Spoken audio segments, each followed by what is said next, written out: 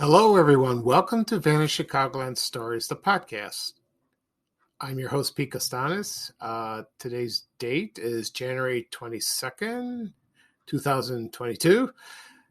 And this is episode 99, season 4. And today I have a special episode to discuss with you.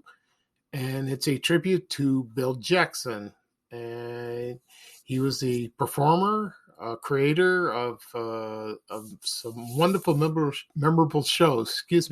Of Cartoon Town, Gigglesnort Hotel, and many others. And I will talk about his beginning of the career and his characters that he created. Also, my memories of watching him on television. This episode could be parts 1 and 2. We'll see how it goes and how much material I will cover. So thank you for joining me. Right now, the program will go into a commercial break, and this program is brought to you by Cheerios. And here is a vintage commercial from 1976. It has a classic jingle that, like I said before, has on many episodes. You can't get it out of your head. So here we go. Gonna get a powerful start today. Gonna have some powerful good. Cheerios. Gonna get a powerful good feeling from Cheerios. Toast, juice, milk, and Cheerios. Powerful good. Cheerios.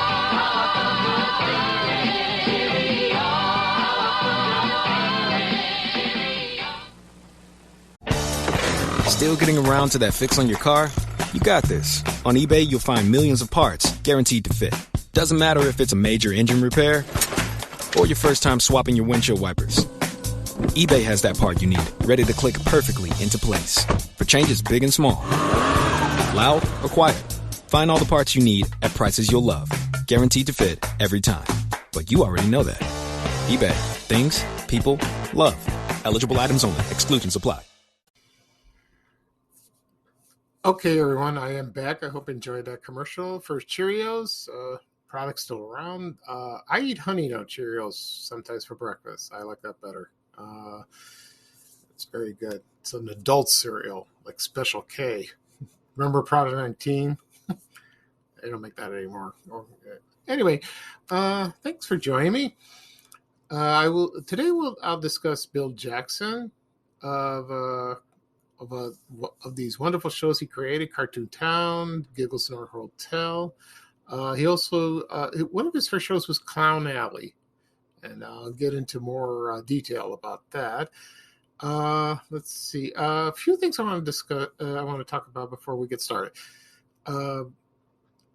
We had 2 celebrity deaths this week. One was Meatloaf, the singer. One memory about him was he performed on Saturday Night Live in the late 70s, and I saw that when I was a teenager at Bogan High School, and his performance was electrifying. He was wonderful. He was a wonderful performer, and one of his famous songs is 2 Out of 3 Ain't Bad. I can't get that song out of my head because it's a wonderful song. And the other celebrity death is Louis Anderson, and he was a funny comedian, great guy. He hosted Family Feud, which I remember watching. He was a good game show host. I think better than the others.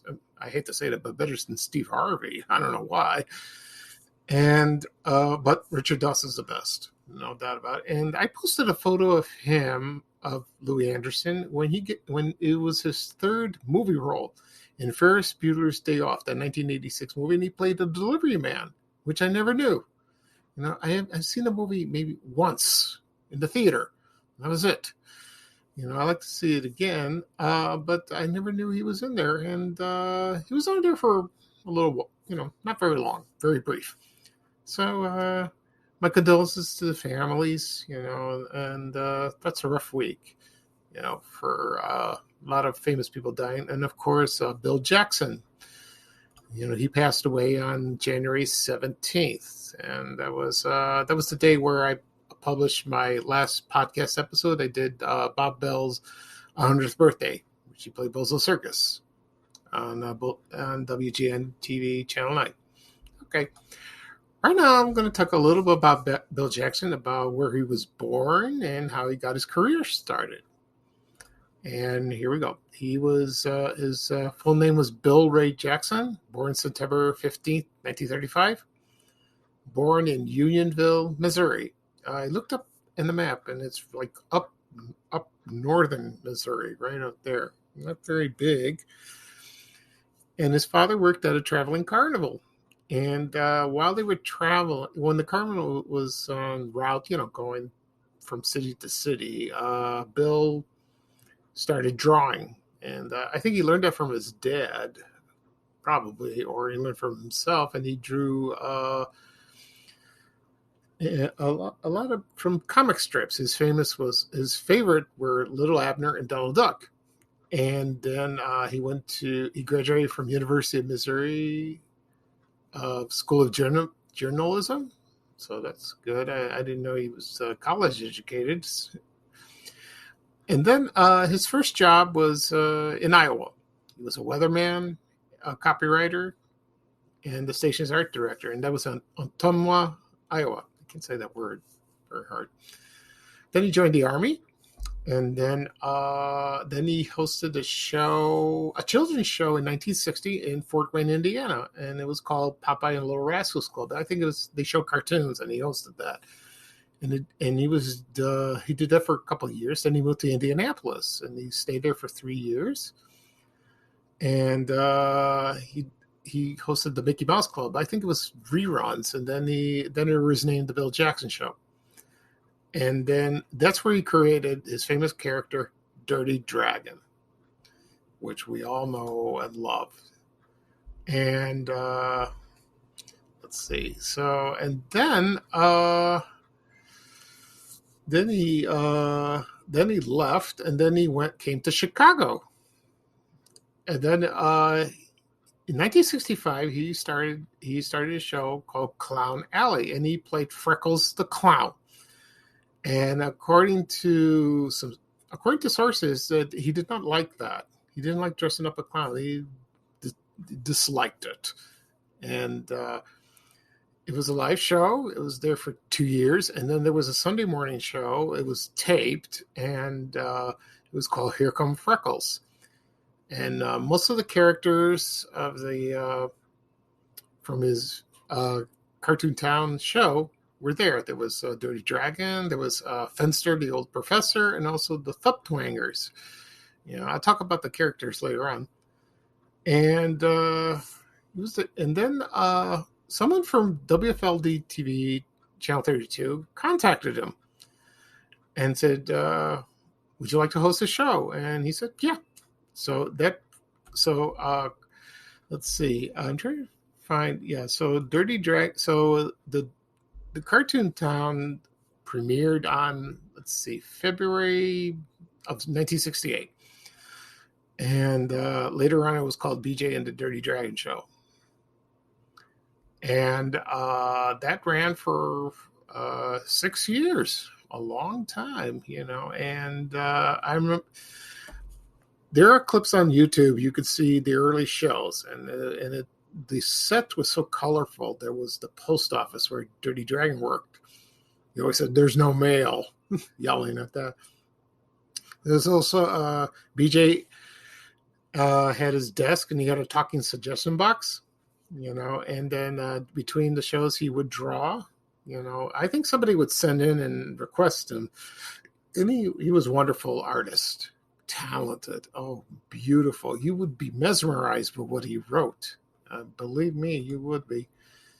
And then, so he had more characters on the show.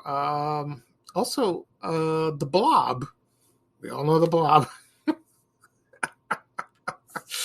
I'll get into him in a minute. So, but when Dirty Dragon was the mailman, he would most of the time he would eat the mail, or he would blow smoke all over the place. I don't know how they cough like that. If I was around, it's like smoking a big cigar, that sort of thing.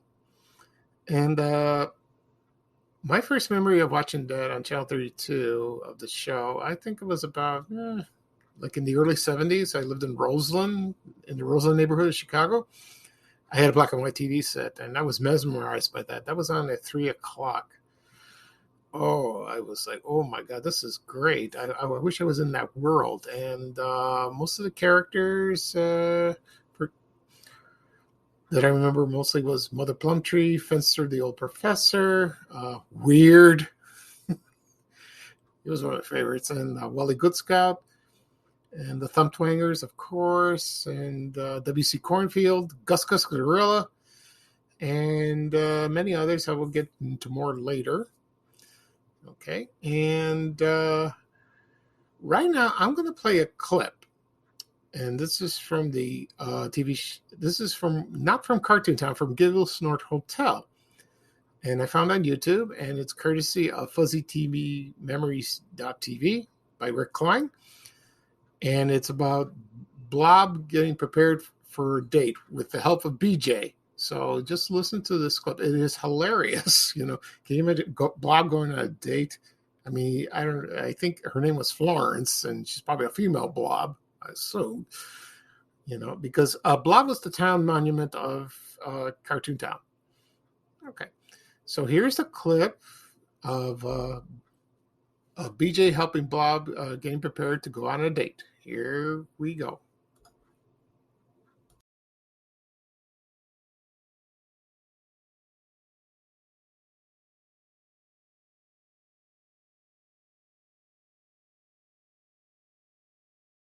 Now, let's see some eyes that say, "Don't you want to go on a date with me, Florence Kid?" Yes, indeed. You're not kidding. All right, hang on there now. Hang on there. Now, listen, I'm not going to send you out looking like any old ragtag either. We are going to do the hotel statuary up in fine style. Look at this bow tie, little bow tie there. Straighten it around there.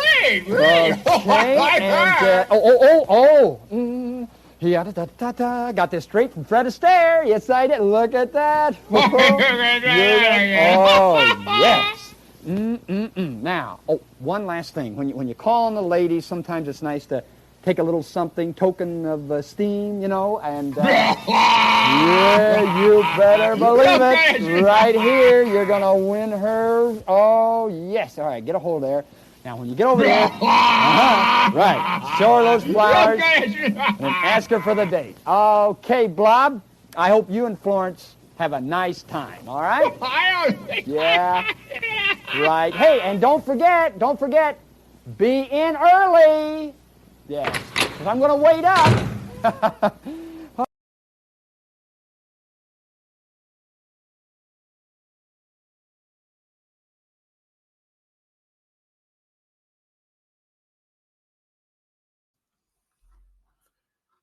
Okay, everyone, I am back. I hope you enjoyed that clip. The sound that Blob makes cracks me up.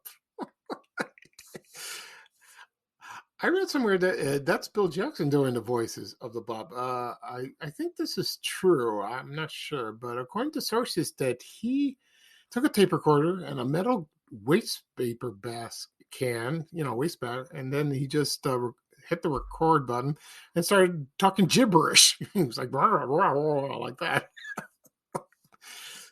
I try that sometime. It's pretty hilarious, and it's amazing. But they use the same, dialogue, throughout the years. But I think he was the most endearing character of the entire series, Blob and Weird. Because you saw how Weird was with the hair and the big eyes, and he was a goofball, but he was lovable goofball.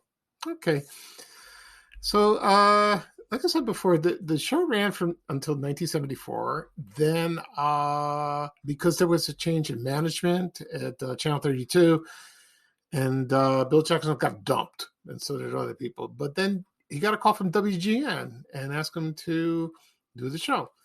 Oh, incidentally, the show was on 3:30 in the afternoon on Channel 32. Then it moved to 12 o'clock right up against Bozo Circus. Bad idea. Didn't work. We didn't have VCRs back then or DVRs, to record. Anyway, so the show moved to WGN. It only ran for 1 year. I saw there is clips on YouTube. They were recently uploaded. You could check them out. They're not the same. I mean, they're not really. I mean, they're very enjoyable. The ones in Channel 32 were better. And they changed the town from Cartoon Town to Carefree Corners. I don't know why. And all the characters were there. That hasn't changed. They were all there. And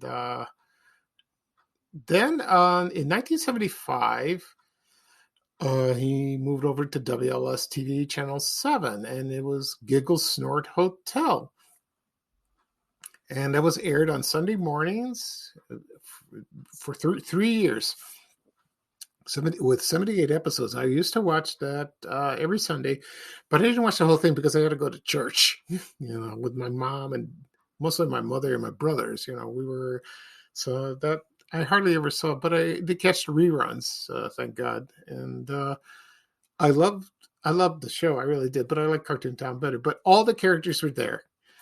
And there was one character that was created for that show, and that was Old Man Gigglesnort. He looked like a captain, and he was the owner of the hotel. BJ was a hotel clerk. Dirty Dragon was the janitor, and I think Weird was the bellboy. Of course, there were other characters that appeared: Mother Plumtree, Fenster, Wally, Good Scott, also Dr. Doompuss, causing trouble. I'll get into him in a second. And and that ran until 1978. And it was syndicated for many years. And it's on video. Some of them are on VHS, but you can find them on eBay. But Bill Jackson had his own website, and you could purchase them there at the time. But I think he shut it down years later. And he had a lot of things on sale. And I didn't buy any of them. Maybe I will. Just to maybe catch up. But I have a feeling WLS on Channel 7, they have a library of all of them. They should just package them all of them on DVD. Believe me, a lot of people would buy them, including myself. So that would be awesome. Okay. Right now I'm going to talk about the characters. Excuse me. And I will read almost all the characters that I remembered, and they were cast. I mean, there might be a couple I might miss, but forgive me. And then I will talk about a couple memories of the show. Okay, and we have Mother Plumtree, Old Fenster, the old professor. We have the Thumb Twangers. We have Myrtle, Maynard, Marvin, and there's one more. I'm trying to look. And Minnie. There were 4 of them. Also, Dirty Dragon, of course. W.C. Cornfield. That's based on W.C. Fields, but he talked like W.C. Fields, the comedian. And I remember him holding a ear of corn in his hand all the time, and he told jokes. He's an interesting character. And let's see. We also have the Lemon Joke Kid. Now, a lot of people thought that was Weird in disguise, and it was not true. It was really Weird's cousin. So the Lemon Joke Kid, this was his, how would I say it, his modus operandi. I think you say that. If someone would read a bad joke, he would have these lemons that would bomb at you, and you become puckerized. You have a sourpuss look. He was a nasty, cunning guy. And BJ and Dirty Dragon did some tours around Chicago. I have a picture of him. He went to Evergreen Plaza and Evergreen Park, Illinois. He also went to Fort City shopping center in Chicago, where right near where I grew up. And he was there in the late 60s and 70s. He did about maybe 3 or 4 appearances. He traveled around the city. And there was one where he went to the back of the Yards Fair. And there was a stunt where BJ was being held prisoner by the Lemon Joke Kid. And there was a guy in a costume. And that was, a lot of people said that was very entertaining. That was a very one of the highlights of one of the tours. Anyway, so it was not weird. It was not weird at all. It was his cousin. Okay, and also let's see who else. Oh, we also have there was they did show Blast Off to Mars. I think that's what it was called, and the characters was Martians. It was Ferguson S. Martian, nicknamed Fergie, and also his sister Fufu. I like that name. And also there was Gus Gus the Gorilla, and of course Mertz the Martian Meanie. And he was a meanie, but sometimes he was a nice guy. You know, he was like a double agent. You know, and I wonder if they got Mertz from Fred Burt's or Maya Lucy, maybe. I don't know. And also the sponsor of the show of BJ and the Dirty Dragon, you know, Cartoon Town, was Maurice Linnell Cookies, and he was the spokesman. And I remember that. That's a lot of people still miss those cookies to this day, especially the pinwheels. Oh, I miss them. They're wonderful, absolutely wonderful. And you can find the clips on YouTube for that. Also, I'll talk about a couple. Also, there were he sent out some kits, and it's for muscular dystrophy. And you had a carnival kit, and you would raise money, you know, for muscular dystrophy. You would have like a little carnival in your backyard. And also, they had a campaign going for Dirty Dragon for president. That was very popular. And some guys dressed up as Dirty Dragon or other characters. You know, they were not puppets, but live people doing that. Also, I'll talk about a couple memories of the show real quickly. There was also Dirty Dragon Meet the Monsters. I have that on DVD, and I sent it in, and I received a drawing from BJ, you know, from Bill Jackson, also an autographed picture. I think the autographed picture came with the documentary from Cartoon Town. So, and he signed my name, and I treasured that very much. I loved it. What a nice man. He did this to everybody. You know, he was so kind. And let's see. So, yeah, one member was Dirty Dragon Meets the Monsters. And it was Wolf Wally and Frankenweird. They looked like Wally Good Scout and Weird, but they were the monster versions, you know. And Dr. Doompuss was not in it, which I'll get to him. And I love that. I have it on DVD, and it's a serialized story. So it's like in the old days where you go into the movie theater and you watch that, you know. And then the second memorable thing I remember from the show was one time Mertz, the meanie, was going to talk to Dr. Doompuss. He went to his castle, and then Dr. Doompuss set a trap for him. And he had a box of gloom dust, and he turned Mertz into a very nasty guy. So they joined together in cahoots, you know, to terrorize the town, and they tried to turn everybody into monsters. And I remember one scene where the first victim was Fenster, and they turned him into a monster. So they took the gloom dust, and Mertz had his magic wand, and boom, Fenster became a monster. And then Fenster went home, waited for Mother Plumtree, and then they cornered her, and they turned her into a monster as well. Also, the next victim was the Blob. They turned him into a monster, you know. And I think the final scene of the plot was Mertz was heading toward Bill Jackson, and he was going to take the gloom dust and do that. But you see, Dirty Dragon didn't have any smoke; he couldn't breathe fire. But as soon as Mertz approached him, you know, BJ, Dirty Dragon regained his smoke and blew the gloom dust. I think it's doom dust or gloom dust off Mertz, and he became normal again. I wish it was on videotape because I enjoyed that very much. Okay. And then, so after that, there were some specials that Bill Jackson did. He did a one-shot holiday special called Gift for Granny, which aired on Channel 5 on WMAQ in 1974. I hope there's a DVD version of that. That'd be great. And so another Chicago television legend has passed away. And when it was announced he died, a lot of people were very sad. You know, part of your childhood died also. So he was a wonderful man. And thank you. Thank you, Bill Jackson, for entertaining us. You know, we're going to miss you.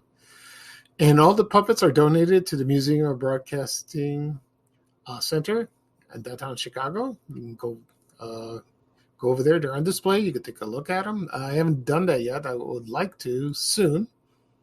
And we'll see. Okay. So I made it under the radar. And I talked about it.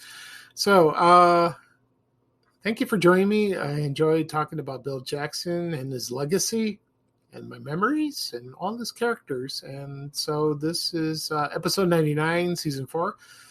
Next episode is the milestone, episode 100. I have a couple things in mind what to talk about. It'll be fun. It'll be a lot of fun. So this is Pete Costanas, host of Vanished Chicagoland Stories, the podcast. Thank you for joining me again, you know, and I hope you enjoyed the show. I did. I enjoyed talking about it. So right now, so long, everybody. And here is Ray Rayner with a little traveling music saying goodbye. Take care, everybody. We have to go. Bye, bye, bye.